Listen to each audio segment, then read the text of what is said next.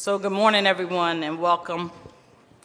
It's great to have you all with us as we talk about a major investment in our violence prevention programming. I am Vanessa Garrett Harley. I serve as the Deputy Managing Director for Criminal Justice and Public Safety for the City of Philadelphia. In this position, I've seen our many dedicated teams respond to the tragedies we see taking place on our streets. Young lives are lost and completely robbed of their potential. Injured shooting victims live with trauma, even if they fully recover from their injuries. Others, sadly, do not. In January of this year, we stood in this very room and announced the launch of the Philadelphia Roadmap to Safer Communities, a comprehensive set of short and long-term strategies and goals to guide us in tackling the public health emergency that is gun violence that we see in our city. We know that even after police investigators have left the crime scene, grief and pain remain long afterwards for reeling communities with open wounds, or in some cases, reopen wounds that need time to heal. The investments our team will announce today will help with that healing and rebuild the sense of safety and community that violence can too easily rip away. These investments will also help us get to the root cause of some of these violent acts. They will help us with an immediate trauma-informed response that provides needed support to those impacted by the violence. Cleaning and sealing of the abandoned houses where bad actors might stash guns, and cutting down of overgrown lots where a suspect might hide stolen property, money, or even themselves. The Kenney administration is working with our partners and community leaders on the front lines, and today we mark a next step. Now it's my pleasure to introduce our leader, who is not waiting for his second term to start before taking that step. He's on it right now. Please welcome Mayor Jim Kenney. Thank you, Vanessa, and thank you all for being here today. As we approach the start of our second term and prioritize issues that need further investment and focus, it is clear that continuing to address the issue of gun violence, which tears at the fabric of our communities, will be our top priority. So thank you to Council President Clark, Council Members Jones and Johnson, Council Member Blackwell, and Councilmember Maria Quinones-Sanchez for being here today. We share City Council's sense of urgency to curb the senseless gun violence that all too often, particularly in recent weeks, has claimed innocent children. We continue to work towards implementation of the Philadelphia Roadmap for Safer Communities, the comprehensive 5-year anti-violence plan that we unveiled in January. Yet even as we do so, all of us in city government, including our colleagues in City Council, recognize the need for additional and immediate steps to address this urgent issue. So in a few minutes, you'll hear details from Managing Director Brian Abernathy about 2 initiatives that we are moving forward on as quickly as possible. I'm confident that these programs will benefit those residents most directly affected by the scourge of gun violence. One is aimed at preventing crime, a strategy known as focused deterrence, or group violence intervention that has proven effective here before and in other cities. As you may know, this isn't the first time the city has moved an initiative like this forward. Previous efforts led to mixed results. Our administration is committed to trying again because we are convinced that it can make a difference. The second initiative is focused on helping neighborhoods after significant incidents of violence. When gunfire breaks out, when deaths occur in living rooms or in porches and in the street, even those not struck by bullets are affected. They need our help. The city will now deploy rapid response teams that will lend immediate support to those caught quite literally in the crossfire. In a moment, Brian Abernathy will tell you more about both group violence intervention and rapid response. To be clear, I am not standing here today telling you that these 2 efforts alone will solve the issue of gun violence, but they are part of a larger plan to address gun violence as a public health issue. One of the basic principles of the Roadmap for Safer Communities is that there is no single answer to gun violence, particularly in light of the state's refusal to allow for any meaningful gun restrictions. Let me emphasize that again. In light of the state's refusal to allow for meaningful gun restrictions, AK-47s should not be in the hands of civilians. They are called military assault weapons. They should be in the hands of military only and not civilians. We need to address this with a wide range of initiatives like the successful Community Crisis Intervention Program, which puts credible messengers overnight and on weekends in hotspots to de-escalate incidents before gunfire breaks out. Because our children should be able to sit in their living rooms and watch cartoons without worrying about being struck by bullets flying through their front windows, more than anything, we need to focus on violence as a symptom of a larger crisis of pervasive poverty in Philadelphia. I believe to my core that reducing poverty will reduce gun violence. Increasing education will reduce gun violence. Having people trained to be able to go to work instead of selling drugs will reduce gun violence. And the removal of guns and the proliferation that we have in this city coming from surrounding counties and other states will reduce gun violence. We've taken more guns off the street in the last 4 years than ever before. And those guys go to Bucks County and out in Berks County and other places and buy bags of guns without any need to prove who they are, to prove that they don't have a record. It's absolutely horrendous what's happening in the state, what's happening in surrounding states, and it all comes downhill and affects us here. And our administration will dedicate its next 4 years to doing all of these things. And I just want to thank. Yesterday was a long day, and we're here today to start off the second term. But I am so frustrated that both the federal government and the President of the United States hugs the Second Amendment, the state legislature hugs the Second Amendment, and we allow AK-47s on our streets. I mean, it's horrible. Our citizens are at risk, our police are at risk, and we need to stop it, and we need to turn it around. So, Brian, you up?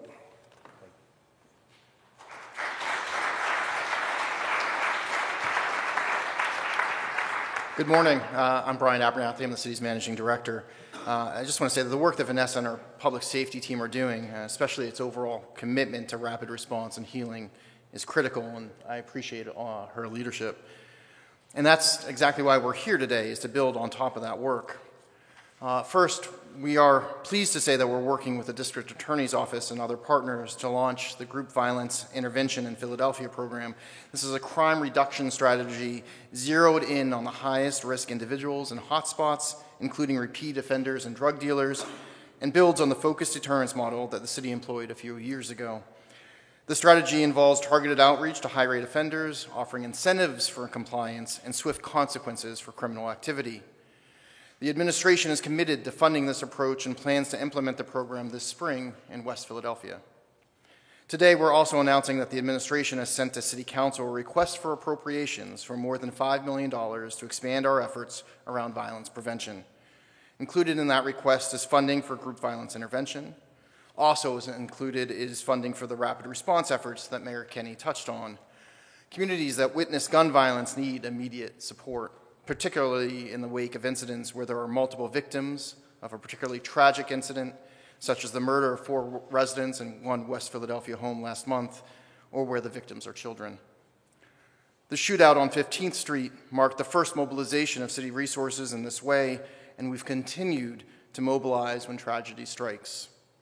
Team members include representatives of various city agencies who provide immediate trauma support, direction on obtaining long-term counseling, immediate structural and streetscape repairs, long-term blight remediation and improved street lighting, information on other social services, and anti-violence resources. The legislation also asks City Council to consider additional funding for 2 ongoing efforts, the Community Crisis Intervention Program and our grassroots targeted community investment grants. Both of these programs support community-based efforts to provide alternatives to violence and allow us to fund solutions that are located close to the problems. We've requested an additional $1.2 million for licenses and inspections for handling blight, specifically to increase the capacity of clean and seal abandoned properties that are too often used to hide stolen goods, drugs, and weapons. Finally, we're requesting an additional $300,000 for the Streets Department for additional neighborhood lighting upgrades. All of this underscores our commitment to improving the quality of life and safety for our communities. The Roadmap to Safer Communities calls on every city agency to do its part to promote safety and well-being. These investments only enhance those commitments. Only with long-term, continuous effort by all of us will we see long-term, sustained results. And as I close, I just want to say thank you in advance to City Council for its careful consideration and for your ongoing leadership, and most importantly, for your partnership in tackling all of these issues. Thank you.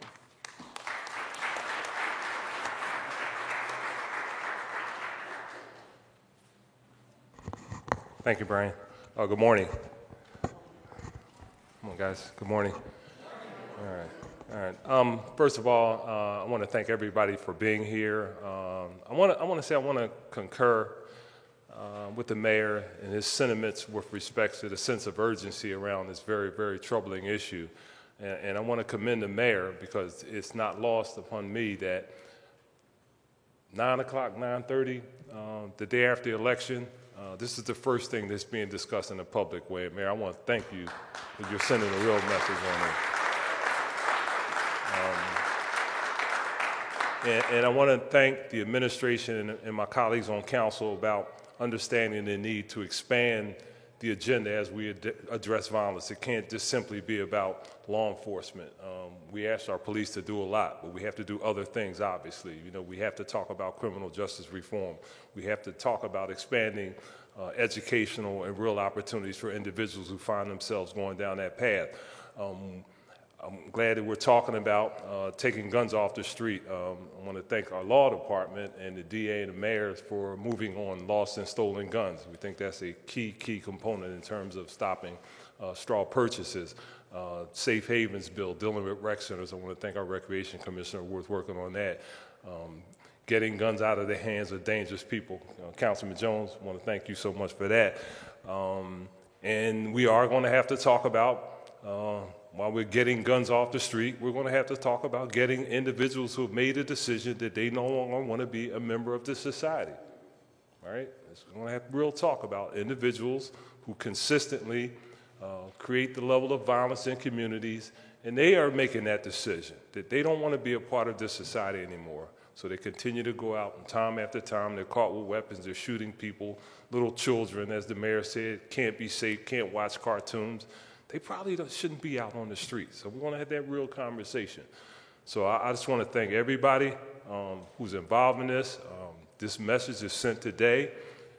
We're going to deal with this issue in a meaningful way. With respect to the legislation that Mr. Abernathy talked about, City Council is always going to ask for more money because that's what we do.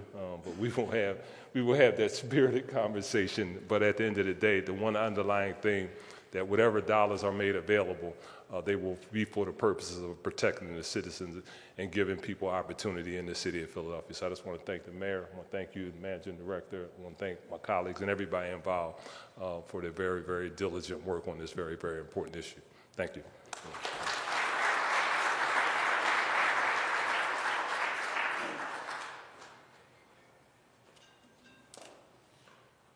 So we know that we can't do this work without City Council's help, and we are grateful to Council President Clark. At this time, we're going to call up two other champions with us from City Council, Councilman Kenyatta Johnson and Councilman Curtis Jones, who have been at the forefront with us on this violence prevention work.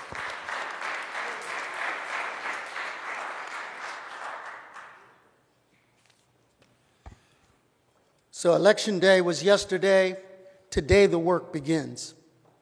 I want to thank Mayor Kenney, who we see each other in passing sometimes in the course of doing our work. And there was one morning, one stressful morning after a bad weekend in Philadelphia, and he may not remember this. He was coming out, rushing to a press conference or some other form of work, and the look on his face, you may not remember that, but the look on his face of worrying about our children, often doing harm to themselves and others, was something that gripped me. And it made me go into the building and work a little harder. We have recently passed red flag laws that we don't know if they're going to get stricken down by the Commonwealth or the federal government or the NRA, but we don't care. We have the responsibility to do the right thing first in the city of Philadelphia and let the chips fall where they may. Thank you. President Clark, my colleague Kenyatta Johnson, on a day off, went up to, Oaks, Pennsylvania. And we walked into a room where there was a gun show. And it reminded me of the movie Jaws. We took a step back. We saw from one end of the room to the other end of the room full of rifles, explosive shells from shotguns that when they hit the target, they blow up. Now, that ain't for deer. And what we saw that was disheartening was people taking those weapons, going out into the parking lot, and making secondary transfer. We took a step back and said, we're going to need a bigger boat. And what that means is that the proliferation of guns coming into our community is an onslaught. When at Baker Playground, 7 people shot, thank God none of them fatally, Commissioner, none of them fatally. But it reminded me of, I watched Unforgiven, a Clint Eastwood movie. Less people got shot in that movie than on that weekend on a playground. So this appropriations is a step in the right direction, a step in the right direction. We are putting our money where our mouth is. And clearly, just as clear as I can understand my mayor's economic development plan or his environmental green New Deal plan, which I actually read, I understand, and thank you very much, our anti-violence plan. And when we step up in with my colleague Maria, and we talk about this all the time, Councilwoman Blackwell, Kenyatta Johnson, we don't even watch the news the same way. After an act of violence, we pray for the soul that we may have lost.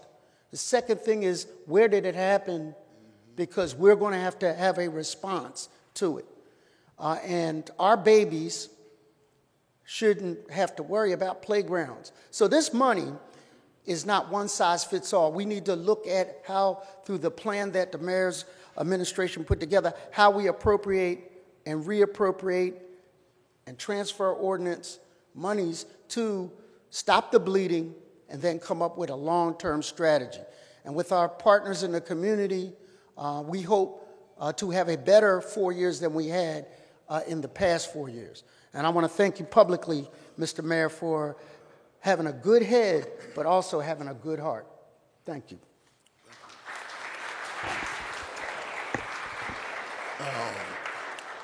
I want to echo the sentiments of my colleague, Councilman Curtis Jones, and I want to acknowledge the work not only of the mayor, but most importantly his team, Vanessa and Shondell Ravel, who leads the Office of Violence Prevention. Give them a round of applause first and foremost, because it's their responsibility to implement the plan and implement the strategy as it relates to violence prevention here in the city of Philadelphia.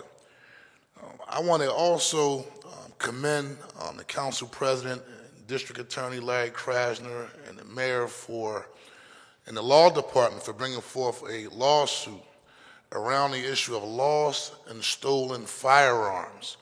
The same way that if someone steals your car, you have to call the Philadelphia Police Department and notify them, and you're held responsible if someone else is hit with their car, should be the same thing that happens if you lose your gun, because there are no Uzis or no 9mm made in Strawberry Mansion or Point Breeze. And the question is always asked in my neighborhood, where are these children getting these guns? And so I'm very optimistic about that effort, and I think it's a step in the right direction to hold people accountable who own firearms. And as a member of council, I also have a bill that deals with ghost guns. Most of you may not know, now you don't have to go to the store and purchase a gun. You can go to different stores and gun shows and buy parts of guns, put that gun together with no serial number, and use that gun in an act of violence.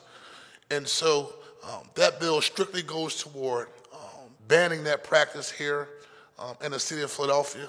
I'll continue to negotiate, Mr. Mayor and your team, regarding a transfer ordinance that I put in. I think 5 is good. I think 10 is better. But nevertheless, we don't want to just also be providing funds without an actual plan. But we need to expand to making sure that young people have the opportunity to work year-round. We need to make sure when people come home from prison, they have opportunities to get involved in things that are positive, because if not, they'll go back to a life of crime and violence that we see taking place here in the street. But I want to acknowledge the work that has been done thus far. Some folks say, well, we're not doing enough, but I beg to differ. Prior to this administration, we had no money to give community organizations and nonprofits what we call boots on the ground to address this issue of crime and violence. Prior to this administration, we did not have an aggressive crisis intervention team which now will be working from Monday to Sunday out on the street, focusing on preventing gun violence before a young man picks up a gun and takes the life of another young man. And so, again, I thank this team for setting us in the right direction. I believe we have a lot of work to do, because at the end of the day, we'll never be a great city until we're a safe city. We see a lot of cranes going up. There's a lot of economic development taking place. But if you can't walk down Center City without somebody taking a shot at you, or if my 2 toddlers can't go to the corner store without someone pulling out a gun and shooting up the middle of the street or shooting in the middle of the neighborhood, then what's the purpose of being a resident here in the city of Philadelphia? And so for me, this is not about politics. I'm a dad, I'm a father, I'm an African-American man who's tired and sick and tired of seeing African-American young men being murdered, and we have to be aggressive about this process. The same way Councilman Jones says, if a well washed up on the shores of the Delaware, excuse me, Tribune, the type of support that we would see to address that issue would be unbelievable. It's just the facts and the reality of what we're dealing with. And so at the end of the day, we have to be aggressive and save our babies and save our children.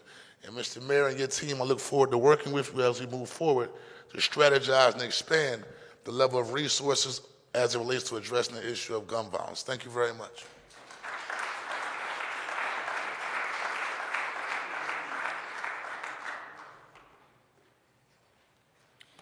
So we want to thank all of our members of council. We also want to recognize Councilwoman Blackwell as well as Councilwoman Quinona Sanchez, who also support us. So as you've heard, it takes everyone to make a difference and to tackle this problem of violence that we're experiencing in our city.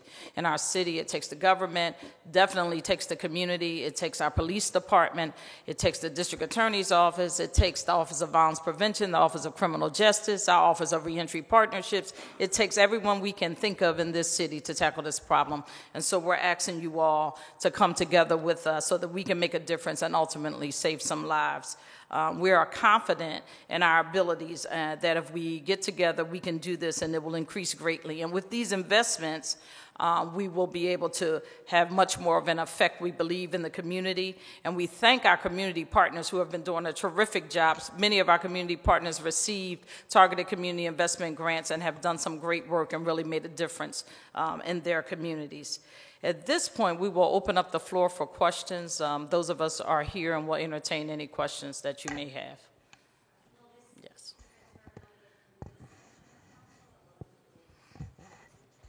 Yes, we are looking for a mid-year transfer ordinance, yes.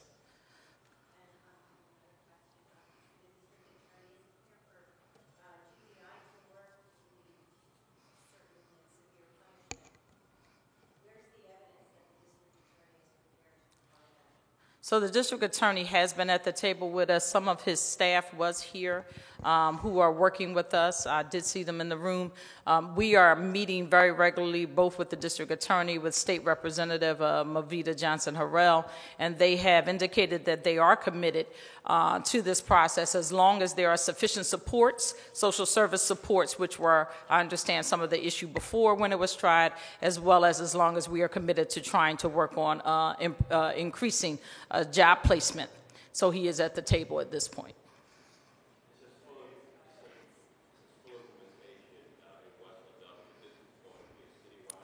So the first phase, if you will, some might call it a pilot. I would prefer to call it a phase because it will be a phased-in approach. We are talking about starting in West Philadelphia. And then we are determining where we start by the Police Department Intelligence Unit doing an analysis of data as well as a combination of a few other things into the areas where we think it is, one, needed the most, and two, where it will be most efficient or most able to be rolled out. We'd like to launch it in the spring.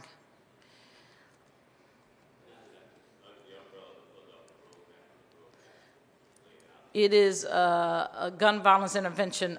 It is one of the tools in the toolkit. It's not the only gun violence intervention model, but it is certainly one of the tools in the toolkit that we think will be very effective here. It is an evidence-based program, and we are working with David Kennedy, the creator of the model from John Jay College in New York. Sure. And I just want to back Vanessa up on this one particular initiative because it was rolled out. It's called Focused Deterrent, and it was rolled out in the 17th Police District in Point Breeze, Grays Ferry. And what makes it most effective is it's the carrot and stick approach. And I'm a young man. I grew up in South Philadelphia. I know the streets.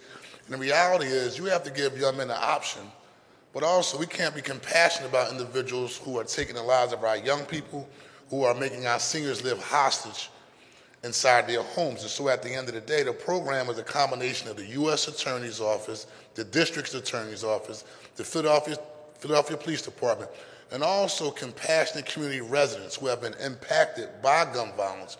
And the young men participate in a call-out session. And in that call-out session, they're basically given the option of how to get involved in resources that change the quality of their lives or the consequences of not straightening up. And at the end of the day, I support criminal justice reform, but I also support our neighborhoods being safe.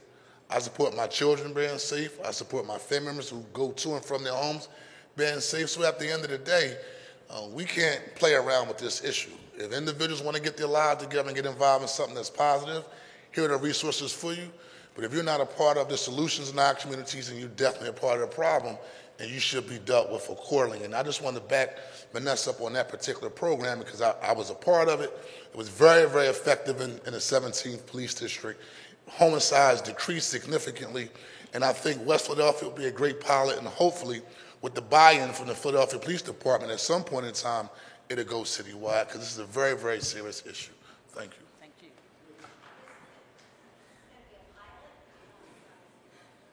No, we're phasing, right? We're starting with West Philadelphia, but it will be phased into other portions of the city.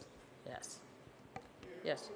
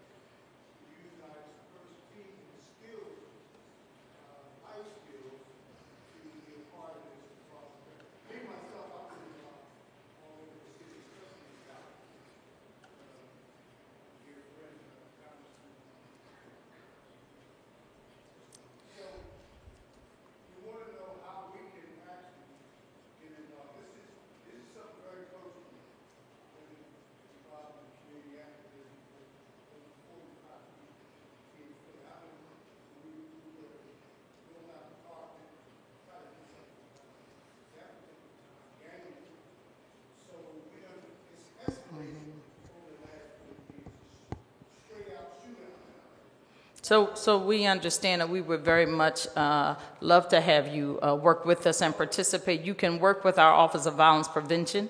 I can see you afterwards to make sure I give you the contact information, and we can set up a meeting to talk about how you can work with us.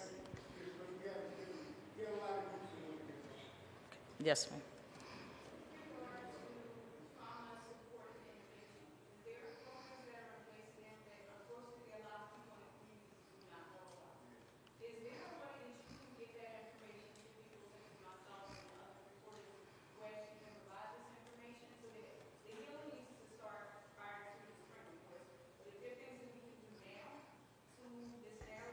Absolutely. So we work very closely with the Department of Behavioral Health, and they have a wealth of trauma-related resources. We can work with them to get that information out to you as we're trying to build a sort of resource the repository at any rate. But we will work with the Department of Behavioral Health, and we can get that information to you.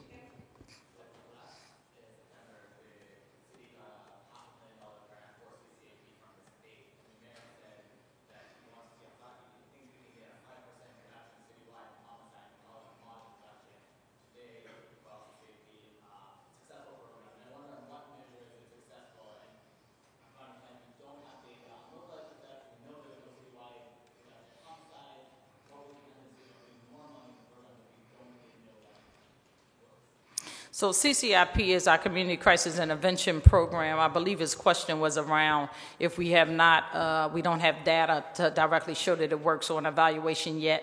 What's the logic behind putting more money behind the program? I will say to you that the logic for me, now we don't have data, you're correct. The program just started in July of 2018. So it has not been up and running long enough. It started with approximately only like 9 people. The outcry for their services, though, was so large that we have been, looking for grants. That's the state grant that you're referring to, as well as getting money from the mayor and this administration to expand it. If you go in the neighborhoods, the people in the neighborhood will tell you that they like CCIP. It had we put them out there as credible messengers. Most of these folks are employed. They come from the neighborhood that they actually work in, so they have an amount of credibility. It also adds some economy to that neighborhood by also giving people employment, right, that come out of that neighborhood. They try and they are very successful often at de-escalating situations that occur in the neighborhood. If they get wind of anything, they try to respond. If we think that some of our homicides are retaliatory in nature, and they try to cut off that retaliation. They do hospital-based intervention. They go to the hospitals. Often, sometimes there's things that erupt at the hospitals when the families get together and emotions are raw. They work with the police department and are able to get ground-level intelligence that sometimes the police department is not, because folks in the community may be fearful of talking to the police, but will talk to them because they know them. So I can only best tell you anecdotally it has working really well. If you talk to many of the police captains around the city, they will tell you that they believe in the areas where CCIP has really been able to be the heaviest, that they believe that they're starting to see some reduction in certain types of retaliatory type crimes and other type of violence.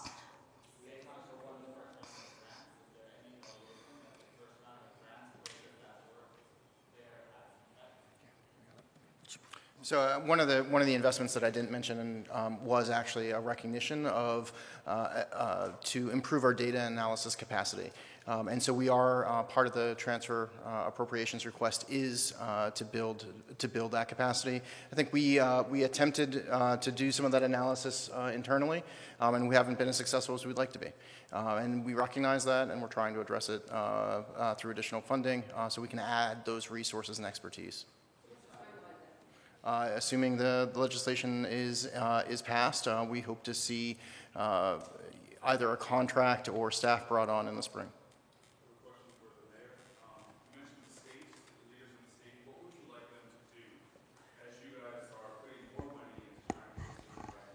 I'd like to know ban assault weapons and not make them available either for sale legally at a gun shop or for sale at a gun show. These weapons are not made for sport. They're made for killing. You couldn't shoot a deer with an AK-47. You'd tear up the game you're trying to bring down for food or whatever. It's just they're killing machines. And the NRA is not representative of gun owners. They're representative of gun manufacturers. It's all about greed. It's greed when it comes to opioids. It's greed when it comes to guns. It's greed when it comes to everything that's negative in our society. It's about money. And they need to figure out a way to get this done. I mean, until we reduce the availability of these weapons, I don't have an answer for that.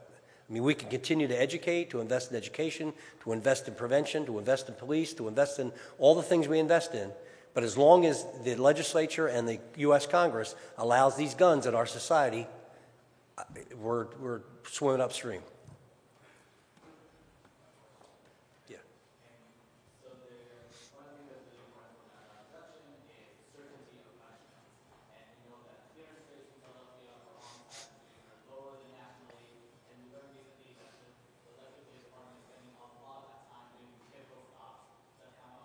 Right.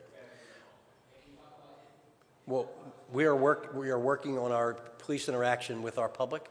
We've reduced pedestrian stops on the street by 200,000 or so. We've gotten more guns off the street. With that reduction, we've been aware now that the car stop situation needs to be addressed as well as the pedestrian stops on the street. We cannot develop a relationship between the police and community by having people feel like they're being harassed if they get in their car to drive. So we'll be working with the police commissioner to address that. We addressed the pedestrian stops because it was part of the lawsuit with the ACLU, and now this information has been brought to our attention, and we're addressing that. We're going to start addressing that now. Unless you have some positive result of a car stop or a ped stop, it shouldn't be stopped. The car or the pedestrian should not be stopped. And part of the clearance rate problem has been the issue of trust between the police and our communities. And yesterday we were out on 15th Street where that mass shooting of police officers took place in August, and they're all good, decent people who want to cooperate with the police, but they need to be able to trust the police before they're willing to cooperate. And I saw the interaction between the police officers there in the 35th District and the neighbors there, and it was positive and productive.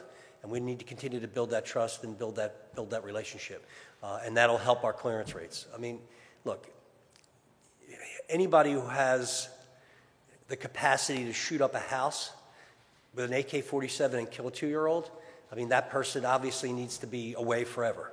And we have to get in a situation where kids who are getting hopefully a better education because of our investments will be able to take a job that pays a living wage, that pays a sustainable wage, so they don't think about doing anything, on the street that we wouldn't want them to do. And it's a combination of things. I mean, I wish the state of Pennsylvania would thoroughly and fairly invest in education from pre-K to college, but they decide they don't want to, and we wind up dealing with the end result of those problems.